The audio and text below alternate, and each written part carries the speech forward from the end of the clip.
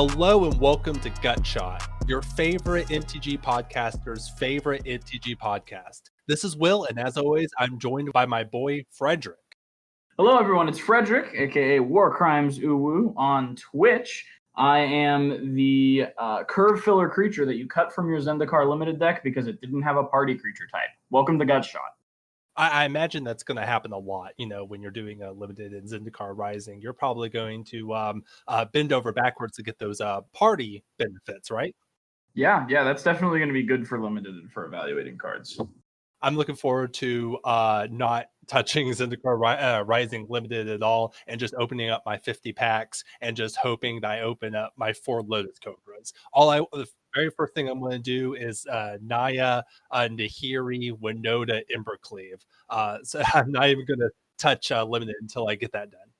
That sounds pretty grody. I'm going to enjoy some drafts. I have not decided if I'm going to do the set pre-order or not. I'm definitely going to do the Mastery Pass, but yeah, this draft format does look pretty fun, in all honesty. I've already bought my pre-order 50 pack. I have already bought them, thinking about interesting ways I could open them up, hashtag content creation. But that's where that is now. And today, here on the podcast, we wanted to talk about crossovers in Magic the Gathering. Now, Magic for a long time didn't really cross over with anything. It was very much its own distinct thing that didn't have any other properties added to it. But now we're starting to see it a whole lot. And I think that the first time that this happened in recent memory was the HasCon promos. Do you remember these, Frederick? Yes. So from what I understand, it was other properties that Hasbro owns. There were some Nerf uncards. Oh, I forgot about the Nerf card. Yeah. Yeah, it was like a Nerf gun uncard. It was pretty cool. You shot your opponent's deck with a Nerf darts, and then however it milled whatever fell off. I remember people being really upset about that, and they were like, "No one better come around my deck with a Nerf gun trying to shoot my expensive EDH deck." Yeah, you like people do when they play in tournaments with uncards. Right. There was the Nerf. I remember the D&D card, which was the sword, like the sword parody, sword of something and something. Sword of Dungeons and Dragons. Yeah, there it is. I remember there was a My Little Pony card and then a Transformers card that actually had a double side. It actually transformed. Yeah, that was pretty cool. I mean, that was neat, and I think that's the way to do it. You do it with uncards that are limited release. Right, yeah, that was probably the safest way for them to start out with these crossovers in actual Magic the Gathering cards. Ever since then, they really have been ramping it up. We've seen the Godzilla cards that were entered into Ikoria packs that were real Magic cards and had the real Magic card name on it, but they would be special versions that would have a Godzilla and then like his friends and then like monsters like Space Godzilla, Mothra. There was like an egg. I'm not too up on the Godzilla lore, but we had the Godzilla cards in Ikoria. They just came out with a Walking Dead secret layer, which I don't think anyone was really excited about. I didn't really see too much chatter about it online. But the big thing that we're seeing now is the Dungeons and Dragons set that is supposedly going to replace the core set for 2021. Yeah. And we're already seeing in Rising, which is about to come out, there's the party mechanic, which seems like it's a bit of a plant for the D&D set. So we're really starting to see these ramp up. So one of the questions we want to ask is, do we even want these crossovers in Magic at all? I remember you saying something about this. How do you feel about these crossovers? I strongly dislike them for the most part. I think that the best place to do crossovers if you're going to do them is in unsets in limited release. No, making sure the cards will never see tournament play, because the tournament is a place for like all players, and not all players like the other thing that they're crossing over with. I think that the Godzilla ones were especially poorly implemented because, like, even on Magic Arena, I couldn't turn them off without turning off all other card styles. And even if I turned off all other card styles, half the time they'd still have the Godzilla art and name because it was glitched out. The Godzilla ones were really tough because they replaced the name, and the Right. name has like special significance within the rules. Because between different versions and different languages, the name is what created the that particular card in the rules. And if you mess with the name, that caused problems with cards that like care about name or have you name cards. And for the Godzilla cards to basically not entirely replace the name, but like try to replace them as much as they possibly could without hitting that line where it affects the rules was just really awkward. I don't know. I was not a fan of those in general. I agree it was really awkward with the rules, especially like if you have two different versions of the card in your deck and you get extirpated. Yeah, I didn't like it. I think it was bad implementation, and I just don't like Godzilla, so I didn't want it Right. in my Magic. You know what I mean? It's one thing if it's just kind of casual, like unhinged, unglued gameplay. But if you're going to a tournament and you can expect to find, if I don't know, fucking Seinfeld cards playing against your opponent, like it's what if I don't want that? And if one of those cards is good, I have to see it forever now. Yeah, I am not a fan of how the Godzilla cards specifically were implemented. Now, the Godzilla basic lands in the secret lair, I'm a little bit more lenient on, because they didn't really get too close with affecting like the play, like how cards played in your hand and in the game. Almost trying to erase the name as much as possible. I didn't hate that too much. And to be honest, I'm kind of in the camp of I don't mind crossovers. I'd like to see more of them as long as they're done tastefully. Yeah, Right. Yeah. It's doesn't make sense for a real magic card that already exists to kind of be replaced by a crossover. Silverboard World Unsets is a great place to put them, especially promos. And like the real card, but give it just like a special art that ties it in to another property is a little bit better. But yeah, not a fan of how the Godzilla cards were implemented, and hoping they can do a better job of it in the future. yeah, I agree. I think like it also kind of depends on what you consider a crossover. Like if we look at the secret layers that they've had so far, like the ones that were just actual field drawings of birds, I thought those were really cool. That's exactly the kind of crossover that I want. Or the tattoo art. Like it's still magic cards, you know? Yeah, that's a good point because we're thinking the crossover as other IPs coming Mhm. into Magic, but yeah, there's a number of different ways that you can cross over. And I was actually thinking about this right before we hopped on here. One of the very first crossovers that Magic ever did back in the day was with the real world.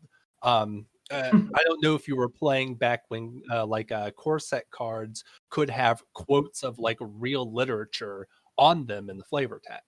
You could even argue that like Arabian Nights and maybe like Mirage up to a point, and those early sets could be crossovers of the real world. You know what I mean? Yeah, I agree. I think those were cool. I really don't think that there was a huge issue with the way that I don't think there was a huge issue with the way that they did that. And I liked flavor text on I liked the real world flavor texts on those old cards, like the Rime of the Ancient Mariner on a bunch of blue cards. Like I thought that was really cool, and I think that's exactly a tasteful way to do crossovers. I also liked the basic lands that they did that were panoramas, or not panoramas. Like they were photographs of real life locations where pro tours were held of like natural scenes. Now, with that in mind, they reprinted Shatterstorm and Amonkhet Remastered, and I have a beautiful piece of poetry that I think that they could use as flavor text for Shatterstorm. Hey, you got ready for us? Yeah, yeah, I do actually. I'll just recite this poetry for you. All right, go off, King. It's just one of those days where you don't everything is fucked. Everybody sucks. You don't really know why, but you want ripping someone's head off. No human contact, and if you interact, your life is on contract. That is to stay away, motherfucker. It's just one of those days. Hope you know him like a chainsaw. Wizards, take note. You want to do tasteful crossovers. This is exactly how you do it. Limp Bizkit flavor text. Exactly.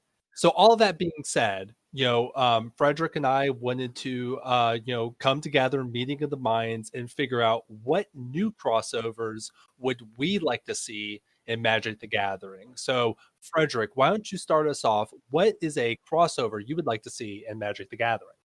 Okay. So they've made a Harry Potter set. Mm-hmm. Yep, Strixhaven. That's gonna kind of reel in the sort of uncritical shit lib audience.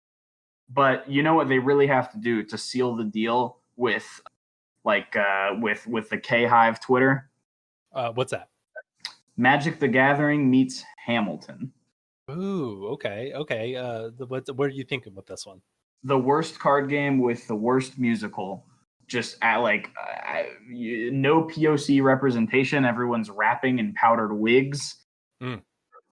Jace delivering some terrible, predictable bars. Mm. Yeah, altered the full art lands that just have Lin-Manuel Miranda's smug face from him dunking on Drumpf on Twitter. Yeah, I think this could be a really great set or secret lair or just direction for Magic to turn into. What are your thoughts? Can we rhyme yeah with yeah? Yes. I think there's a lot of potential here. Hamilton, for many, many years, it was so hard to get a ticket. You would have to pay exorbitant prices. They were sold out all the time, just like modern MTG product, right? It fits in perfectly. Yeah. I think it's it will price you out of this terrible musical you shouldn't want to see anyway, and will also price you out of the format that you actually want to play in Magic. I'm going to guess that there's not that much overlap between, Hamilton heads, as they say, and MTG players. This would bring in a lot of fresh blood into our game. Is it fresh blood if it's contaminated with Lin-Manuel Miranda's writing? Actually, now that I'm thinking about this, I don't like this because if you're going to go see Hamilton, you have money. And what happens when people with money get into Magic? They buy up, they become part of the speculator cabal and they start buying up all the reserve list cards, and our dual lands get even more expensive. So actually, I'm not a fan of this. We're not going to do this. Bad for the game. Okay, yeah, bad for the game. Here's one that I think might be better for the game, and a crossover that I would like to see is Gundam. Just like with the Godzilla lands, this is going in that same direction of weebs who just want to collect their favorite franchise. And Magic has lots of artifact creatures that I think would look great in the Gundam style. Now, we've seen something like this. They just recently had the "Can You Feel with a Heart of Steel," which is like the stupidest name ever. Excuse me, which is the silliest name ever. Isn't that a lyric to something though? I don't know, and it sounds really silly, so I don't even want to look it up. Okay, all I'm saying is I'm going to point to some theoretical hypocrisy on your part. If they released a secret layer called Break Stuff, that was artifact removal with Fred Durst in the art, you would be all over that shit. You would not be calling it silly or cringe. I absolutely would. Hey, call me out all you want. That's perfectly fine. But they had a secret layer that was like this, and they kind of looked like Gundam, but they weren't Gundam. And I think Magic should just go all the way, and not really small artifact creatures, but the big headlining artifact creatures, and just make them exactly like Gundams, like the very first Gundam from the 1979 show, or Gundam Wing, or some of the other ones who some of the other 50 million ones that I don't know. Magic cards that would be perfect for this: Darksteel Colossus would be good. Meteor Golem would be a great way for Magic not to give up any of its equity and to hurt players again. And due to Gundam's focus on tragic space opera, Solemn Simulacrum. Yeah, that would be a good one. I honestly would not mind secret layers. I think is a not as good of a place to do that as unsets, but it's a decent place to do that. And I wouldn't mind. I guess I wouldn't mind Gundam. I would be amenable to that. If you had to choose between seeing across the table in a tournament setting, seeing Godzilla cards or Gundam cards, which would you rather see? Gundam. I'm not particularly interested in either of them, but I think Gundams look cool. Yeah, unequivocally so. Recently they just unveiled a huge life-size Gundam in Japan that can actually get up and walk around. And I think that another great crossover opportunity would be for Magic to have a full-size Ulamog that can get up and walk around and cause havoc. I think that would be pretty rad. We are just flesh Gundams, if you think about it. Exactly. Where's my MTG crossover? Get me on a card. Yeah, put us on a card. That would unironically be kind of cool, like a secret layer with like MTG content creators in the art. Yeah, that would be cool with the content creators. Honestly, we probably have the infrastructure to where people could just like you would order a secret layer, order one and give your personal information. They could custom make you a card. I wouldn't be surprised if we see something like that down the road. But that's that should workshop that idea. I think that it would have to go through a real human's eyes Oh yeah. this way, because I would totally put a picture of my penis on literally any card. I can think of a lot of very awful choices that people could make, and I'm not going to repeat. I'm not going to repeat on the podcast. That would make that instantly a bad idea. Yeah. That's my only thing. So it either has to be limited to enough people that they could look at it with each individual person, or gated behind performing well in some event. Yeah, that's a good point. Do you have another crossover you would like to see in Magic? Yeah, you know it, you love it. Everybody who plays Magic the Gathering probably liked it at one point. It's Diary of a Wimpy Kid. Instead of Death Touch, we've got Cheese Touch. Very powerful removal spells like Zooey Mama. I think the art would be incredibly easy to commission. It would be the cheapest set art-wise of any Magic set. I think it would lend itself very well to Magic gameplay. Will, how do you feel about Magic the Gathering Diary of a Wimpy Kid? Wizards, if you need somebody to draw stick figures for your new secret layer, I have a very reasonable rate. No, this is a set. Oh, it's a set? Yes. Yeah, not a secret layer. Okay. See, the problem with this is that I'm not familiar enough with Diary of the Wimpy Kid to know any of the jokes or anything like that. How about dual decks? They've had elves versus goblins and wizards versus whatever it was. How about we get Diary of a Wimpy Kid versus Arthur, and then you could play them against each other. How about that? Ooh, Arthur the Aardvark. Oh yeah. Okay, I really like that. I love that idea. I think it's pretty great. I think they should just ship it. Who's the bald kid that everyone hates? The children's show. Oh, starts with a C, right? Caillou or something? Caillou, yeah. Let's get Caillou on card. I think that's Joe Rogan. Joe Rogan. That's the bald child everyone hates. Yeah, that's crazy. Have you ever done Phyrexian oil? Nice. Right. So I have another crossover that I think would be a great idea, and this is Warhammer 40K. Have you ever played Warhammer, Frederick? No, I like Fire Emblem, and I've heard that Warhammer is Fire Emblem, but less horny, and the fan base is full of white nationalists. As much as I hate to say it, yes, that is true. Although I would say if you get deep into the game, it is just as horny as any other game out there. Warhammer 40K, it's a war game where you paint miniatures and play them on the field, and you often see it in game stores along with Magic, and the groups kind of stay apart. I remember at my old LGS, there was a big wargaming community and then a smaller Magic community, and they didn't really interact all that much. And I think a Warhammer 40K crossover with Magic would really get those groups finally talking to each other. Now, Magic hasn't jumped the shark into sci-fi just yet, but I think the world of 40K is just, as they say, grimdark enough to fit Magic's aesthetic. Uh, each 40K race is either a sci-fi trope or a techified fantasy race that already exists in Magic. So I would like to see 40K versions of like classic creature type lords. Anybody that's looked at the Eldar in 40K know that they're just elves. So I would like to see an Eldar version of cards like Elvish Archdruid or the orcs. Or I mean, orcs are obviously goblins.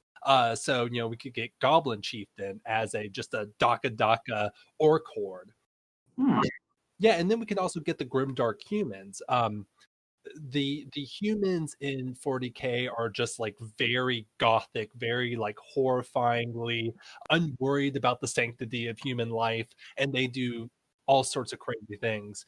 The Adeptus Mechanicus. Yes. We could see a Thalia who was like a sergeant in the Sisters of Battle, who are basically just like strapped down battle nuns. Or we could get like Jace as a tech priest that makes technology work by just like praying to it. I think there are a lot of possibilities here. Yeah, I think there are too, and I think that could be something that I would be really interested in sort of watching happening. I don't know a lot about Warhammer 40K, but I have enjoyed seeing the sort of art style and listening to people who really like it talk about it. There's some people who are really passionate about Warhammer 40K. Yeah, my like light dabblings in the hobby have been very eye-opening as to how just like brutal certain sci-fi settings can be. And I think this is great. We have two, different perspectives here on the podcast. I've dabbled a little bit in 40K, so I could talk about, the grim dark setting there, and then you're bringing me that Diary of a Wimpy Kid setting, and we're really coming up with some great ideas here. Yeah, I agree. I think nothing could go wrong here. I have one more suggestion. Did you have another one?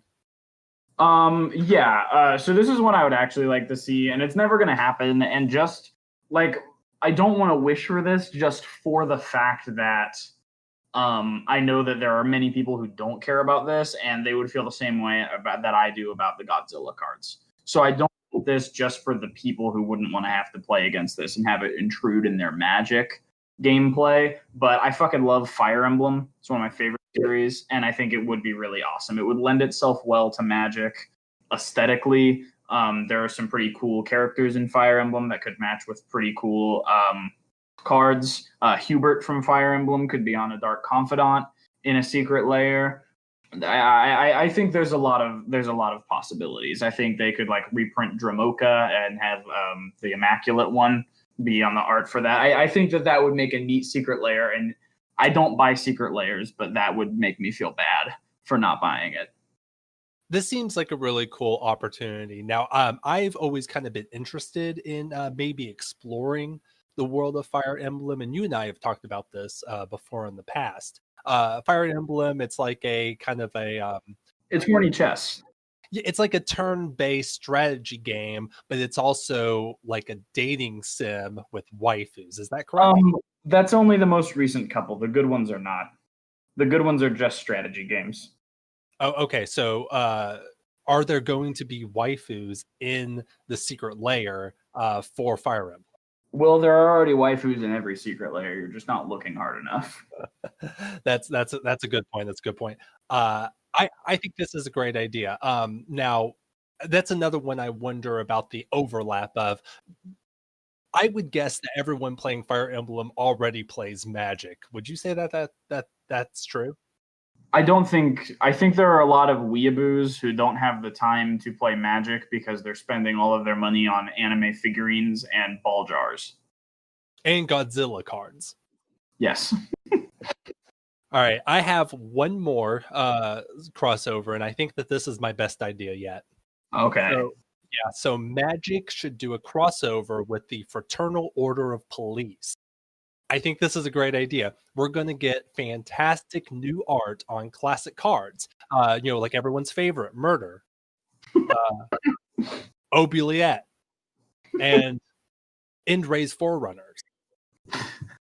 What's the oh god, Grizzly Spectacle? Yeah. Oh, there's a lot of ways you go. Prison Term. Yeah. Triumph of Ferocity. Oh yeah, there you go. There you go. I don't have Scryfall open, so there's a lot of different ways you could go with this, and I think it's going to make a lot of money for Wizards. Probably. There's a lot of Blue Lives Matter dipshits who play this game.